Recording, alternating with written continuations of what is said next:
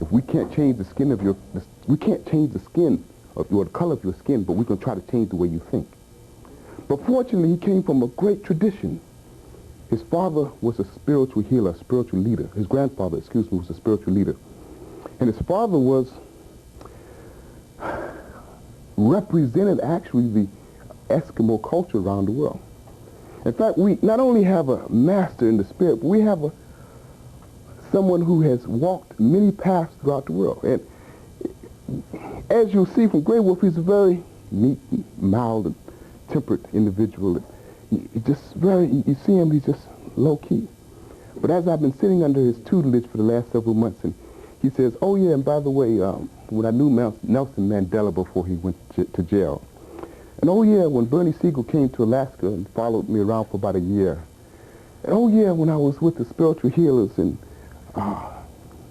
Australia, we sat up under the stars and experienced, not intellectualized, experienced astrology.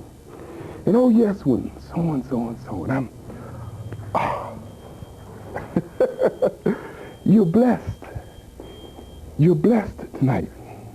The ancestors, for those of you who have come out, have led you wise. Because you're going to hear some real words of wisdom. You're going to hear some things that you might say, well, I know that already. No, you don't know that in your heart. You may be intellectualizing it. You may understand it. But to know it, to be it, is different. Grey Wolf, I met him, a number of months ago, and I was giving a presentation, and I saw him sitting over there, and eventually he said something, and as soon as he said something, I knew this was someone special. And I'm just delighted to have the opportunity to introduce him. He's been in the Atlanta area for about a year now. Needless to say, he's from Alaska, and in Alaska, traditionally they refer to what he does as spiritual healing. Now, just as when the Europeans went to Africa, they labeled our spiritual healers, our spiritual leaders, as witch doctors. The Europeans also gave a label to the Native Americans, the Eskimos, that were the spiritual healers, and he called them shamans. Shaman is not necessarily a flattering name. It's a name that was given by a culture that was looked down on shamanism just as they looked down on what they call witch doctors. He, in his own right, as he says, is an Eskimo spiritual healer. So I wish to honor him and introduce him as an Eskimo spiritual healer. And some of the healings, and he does do healing for individuals, some of the healings that he's told me about has just been, mind-boggling, broken bones in 3 days.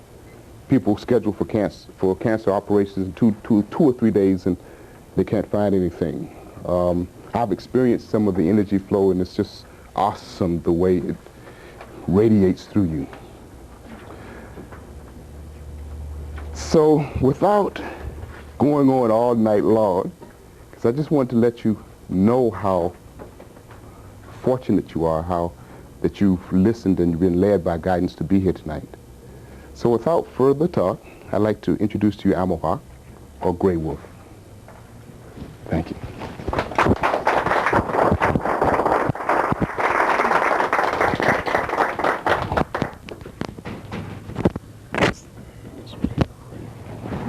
Is that extra energy? Electricity. So look at this. Oh, it's the other way. Yeah. It's the other way. Okay. Waka. Waka means in our language hello. Waka. Ganakutbin. How are you? Ganakutbin. Ganakutbin is how are you? When we greet someone, we go up Waka. And they return Ganakutbin. How are you? In all cultures, there is a way of greeting. That's to allow people to know that you have a spirit, and a spirit that is one of good. And when you present that kind of energy out, those kinds of energies come back. Whatever you put out will come back. Now, may come back years later. But before I start, I would like to sing a song, and this is to get myself centered and cleared with spirit, so that while I'm making the presentation comes through me, but it comes from spirit. Many times we will go to a place and do things and say things to people, and we're all tense because we're not able to face crowds, or we have to make an impression on, and we don't know what to do because we're pulling from self rather than from spirit. We all are spiritual people. Depending on how one uses that. If you used in the manner it's supposed to, we wouldn't have the difficulties we have today. So I would like to start, and I'll explain this a little bit later. I'd like to start by allowing the Spirit to come into me and have the Great Spirit and the Spirit helpers help me tonight. Hayanga o angai hayanga hanga ting o I o ngai anua mango ya hayanga madunga yanga yanga hayanga yo anua manunga hayanga manunga yanga yunga hayango hayanga anua manotingo hayanga manotingo hayanga hayango dianga honga tunga honga bangai honga tunga mangu ma honga yanga heyo yo honga ma yo koyanak pa dunga we ya koyanak pa dunga mango hayonga pihu ki ya honga ya ki hakanga koyanak ka.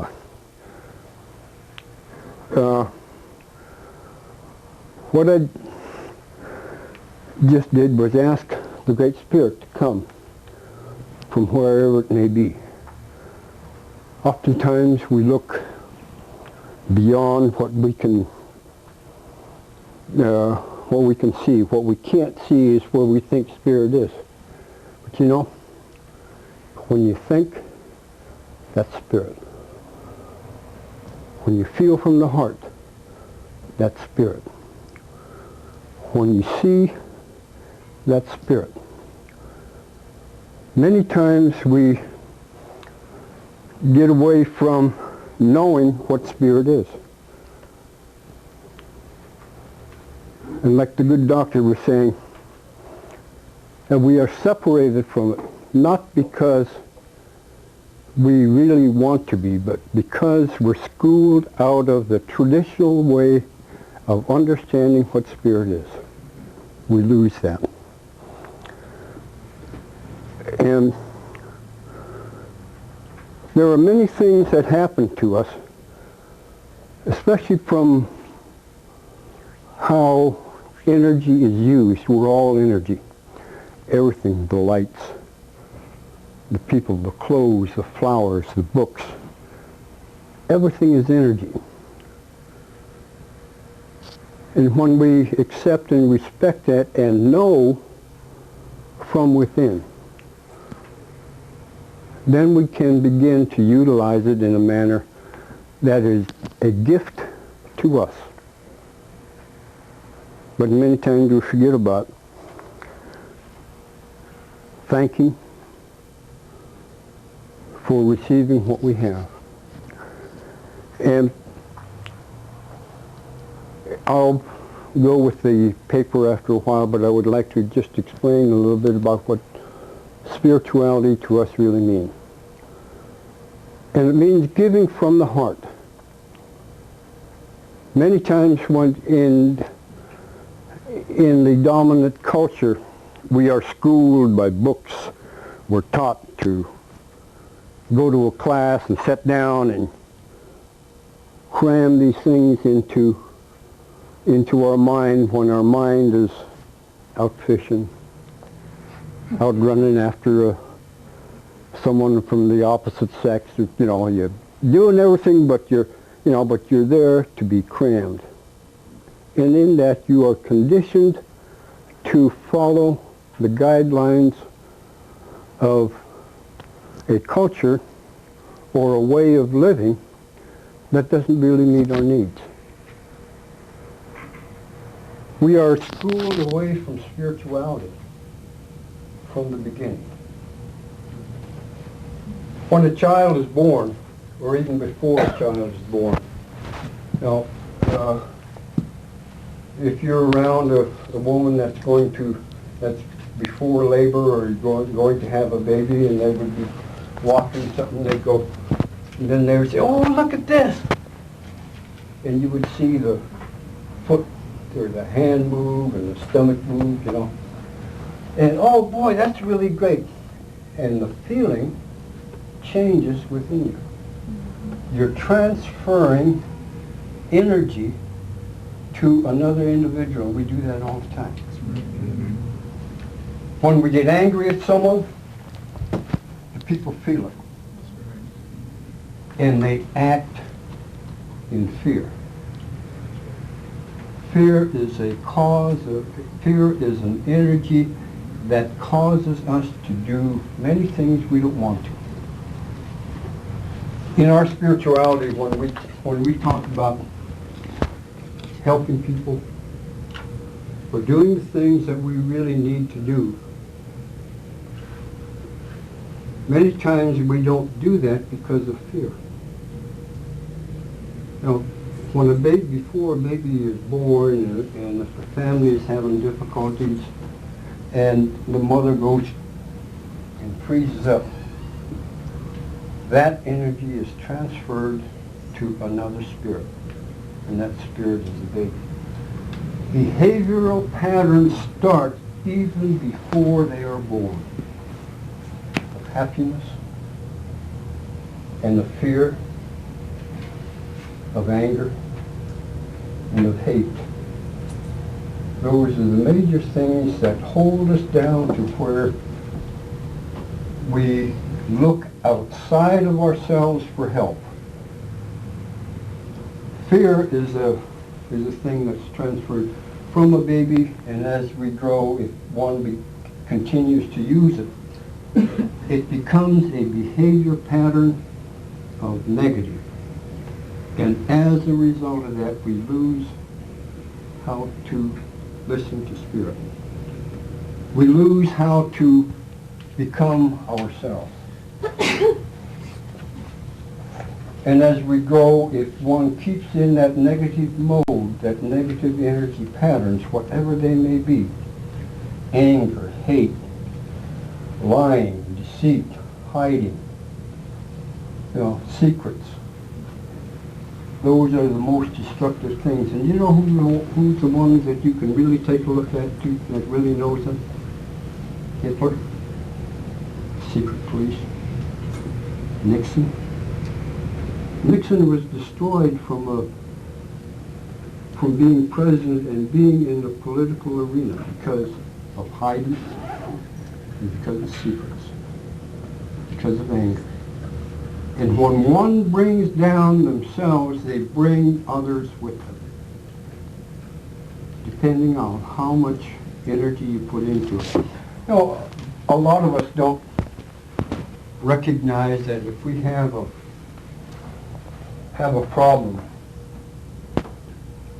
let me say this. let me say this first. Spirituality is learning to become to a conscious level that will bring us closer to spirit and mentally fit. When we use the negative energies, we are not as mentally fit as we think we are. And we begin to blame, we begin to accuse. Look at so-and-so, look at what they're doing. That's because you're not comfortable with self. Mental things begin to change within us because it's all energy. What you put out will come back, and when it comes back, it destroys not only self, but it destroys others around you that help you to do the things that you think you were getting away with. Well, a lot of the, and we're so conditioned into it that we don't even know it. How many of you today said, "Oh, I'm sorry"? What are you sorry for? Sorry is a negative connotation. Or some people will say, "Man, I got to get to work, or they're going to kill me." Have you left a job or gotten away from going to a job and they killed you? That's a negative energy used, and when we express a thought into words, that manifests. And we work to balance it out. And you say, "Oh, excuse me, I didn't mean to." And we use the present constructive energies to balance out the negatives that we just expressed. "Oh, I hate this food." Do you really hate the food, or you don't want to eat it right now, or you're trying to impress someone that you can eat things better or do better things? No. I've heard people say, "Oh man, I don't like those clothes. I hate those clothes that so-and-so there is using." 2 days later, they walk in with the same kind of clothes. But they're not telling the truth, and truth will set you free. The truth is they may not like the person that has the clothes on. So instead of saying, "I hate the person," because the people will say, "Well, what's wrong with you?" So they say, "I hate the clothes." Because the clothes now represent something that these people are using, and we don't tell the truth.